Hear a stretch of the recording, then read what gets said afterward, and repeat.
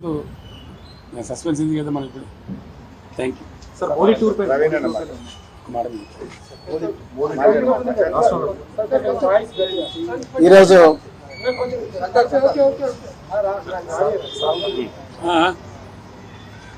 ఈరోజు తెలంగాణ మాజీ ముఖ్యమంత్రి శ్రీ పెద్దలు గౌరవనీయులు శ్రీ కేసీఆర్ గారిని కలిసినందుకు చాలా ఆనందంగా ఉంది.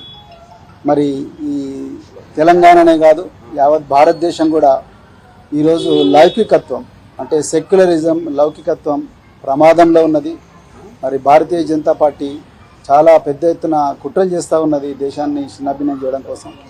మరి పూర్తిగా రాజ్యాంగాన్ని రద్దు చేయాలనే కుట్ర చేస్తూ ఉన్నారు. సో ఆ పరిస్థితుల్లో మరి సెక్యులర్ పార్టీ అయినా మరి సెక్యులర్ భావాలు కలిగి సెక్యులరిజాన్ని నిరంతరం కాపాడిన మరి భారతీయ రాష్ట్ర సమితి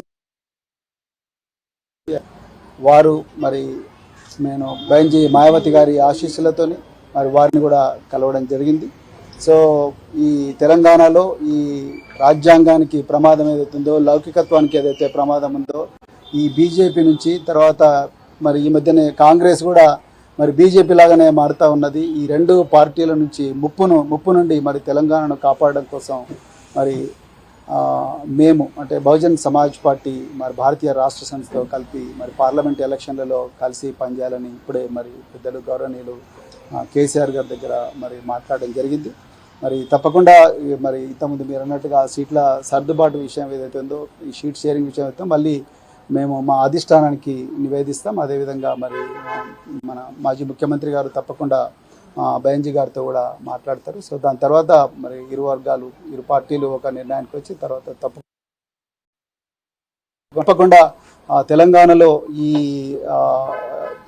స్నేహం అనేది తప్పకుండా తెలంగాణ ప్రజల జీవితాలను మారుస్తుంది. తెలంగాణ ప్రజల విలువలను ఏదైతే గంగా జమున తహజీబ్ అని అంటున్నామో ఆ విలువలను ఆ సంస్కృతిని తప్పకుండా కాపాడుతుంది. బహుజన వర్గాలందరి జీవితాలు బాగుపడతాయి. ఇలా నిరుద్యోగులు సంతోషంగా లేరు. సో పట్టుమని 4 నెలలు కాలేదు ఇప్పటికీ మళ్ళీ నిరుద్యోగులు రోడ్ల మీదకి వచ్చే పరిస్థితి. అదేవిధంగా పెద్ద ఎత్తున ఈ లౌకికత్వానికి తూట్లు పడిచే సంస్కృతి అనేది మరి తెలంగాణలో వస్తూ ఉన్నది. అందుకొరకే ఈ స్నేహం అనేది ఈ ఐకమత్యం అనేది రాబోయే రోజుల్లో తెలంగాణ సమాజాన్ని చాలా గొప్పగా మార్చబోతున్నది.